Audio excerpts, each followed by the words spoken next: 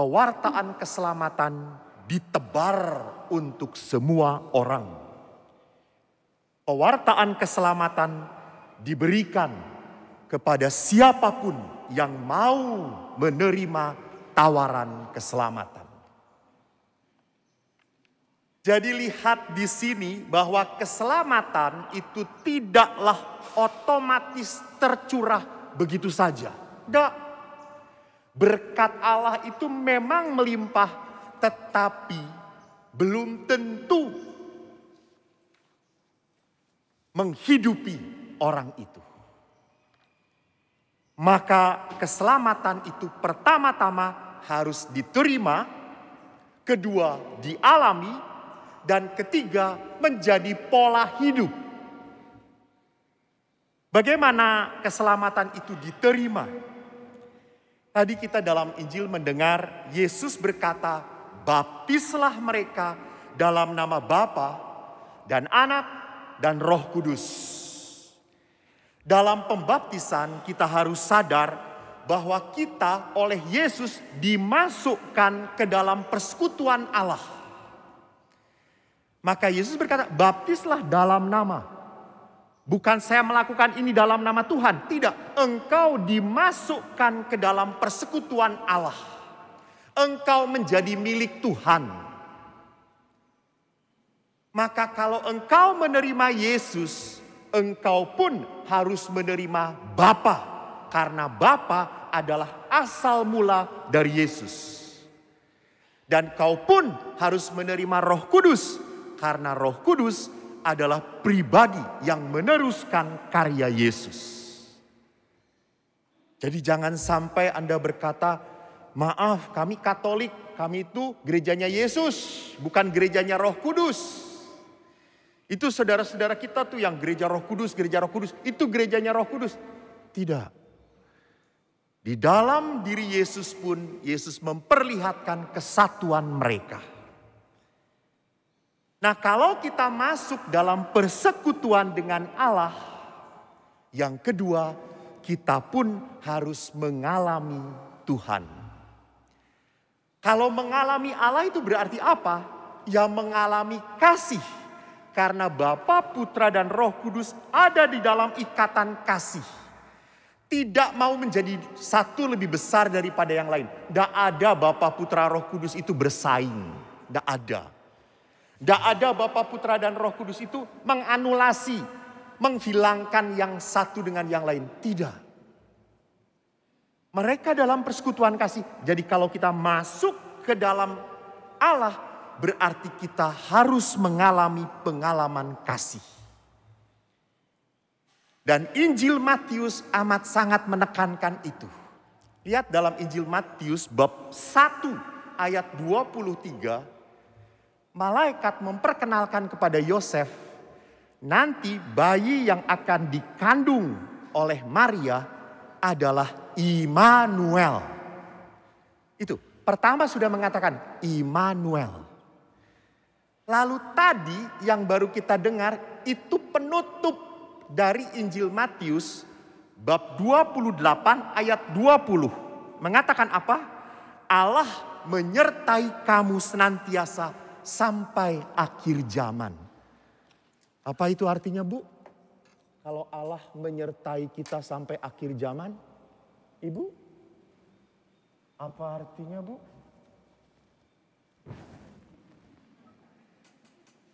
Apa artinya? Ya Immanuel.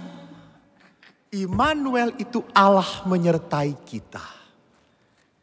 Jadi Matius itu membungkus Injilnya dengan kata-kata Allah itu menyertai kita. Maka dalam bacaan pertama ingat dikatakan bangsa Israel menuju tanah terjanji karena Tuhan menyertai mereka. Maka bacaan kedua pun mengatakan jangan takut kau menderita, Allah menyertai kita. Maka pengalaman kasih adalah pengalaman apa? Pengalaman disertai oleh Tuhan. Nah yang ketiga, jadi keselamatan itu harus diterima, dialami dan menjadi pola hidup. Setelah Yesus mengatakan kau dibaptis, Yesus mengatakan ajarkan mereka melakukan segala sesuatu yang telah kuperintahkan kepadamu. Di sini lihat, ajarkan mereka segala sesuatu yang telah kuperintahkan. Jadi Yesus tuh nggak ngomong supaya kita mengajarkan agama Katolik. Bukan. Kita tidak diminta oleh Yesus ajarkan agama Katolik pada orang lain. Anda ajarkan ajaran-ajaran Katolik kepada orang lain. Tidak. Yesus meminta kita untuk mengapa? Mengajarkan kehidupan Katolik. Kehidupan Kristiani. Bagaimana kehidupan Kristiani itu? Kehidupan Kristiani itu berarti bagaimana kita hidup menjadi murid Yesus dalam membangun kerajaan Allah. Itu yang harus kita ajarkan. Jadi ibu nanti kalau pulang ke tetangga jangan bawa Injil. Bertobat, baca lu Injil. Gua aja gak pernah, lu baca. Jadi bukan. Yesus tidak menuntut kita untuk mengajarkan Katolik. Enggak. Yesus mengajak kita untuk mengajarkan hidup sebagai anak Tuhan yang membangun kerajaan Allah. Jadi kita itu adalah anak-anak Tuhan yang harus membangun kerajaan Allah, membangun kerajaan kebaikan. Novena, kita sedang memasuki novena. Mungkin ada beberapa yang tidak ikut novena, ada yang ikut novena. Karena saya yakin walaupun Gereja Santa Helena ini tiap hari me-live streamingkan novena, ada beberapa umat yang tanya, emang ada novena apa pastor? Lalu saya berkata, novena tubuh dan darah Kristus. Daripada jengkel ngejawabnya. Jadi dalam novena ini adalah hari ketiga. Hari Jumat pertama, Sabtu ketiga hari ini. Temanya menarik yaitu apa? Melaksanakan panggilan Allah.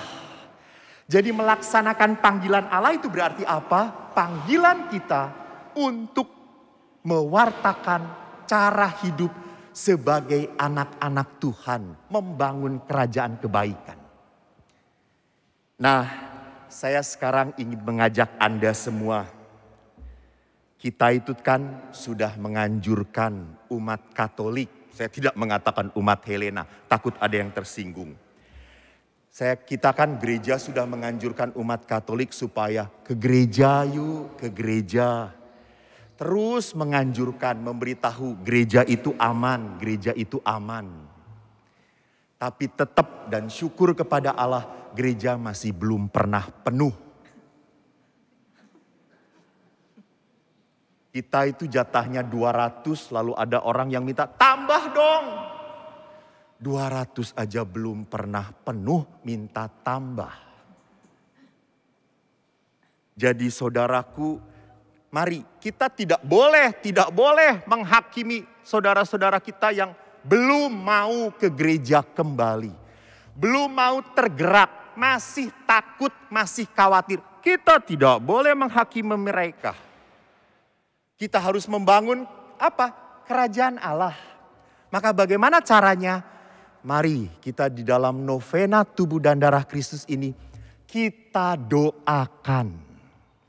Kita berdoa bagi saudara-saudari kita yang masih belum merindukan. Belum merindukan kembali untuk bersekutu dengan Tuhan. Semoga mereka tidak kehilangan kerinduan untuk menyantap tubuh Tuhan. Semoga keselamatan yang Tuhan tawarkan kepada anak-anaknya tidak ditolak oleh anak-anak Tuhan sendiri. Maka akan menyedihkan nanti karena tubuh dan darah Kristus ini tidak dirindukan oleh orang-orang Katolik lagi, maka akhirnya gereja berkata, tubuh dan darah Kristus akan diberikan pada siapapun yang mau menerima. Dan supaya menarik, tubuh dan darah Kristus ini akan segede seperti Pizza Hut. Supaya orang dari gereja langsung kenyang, seminggu nggak butuh makan lagi. Rasanya tidak perlu seperti itu. Kita berdoa supaya keselamatan Allah tetap ada, diterima oleh anak-anak Tuhan.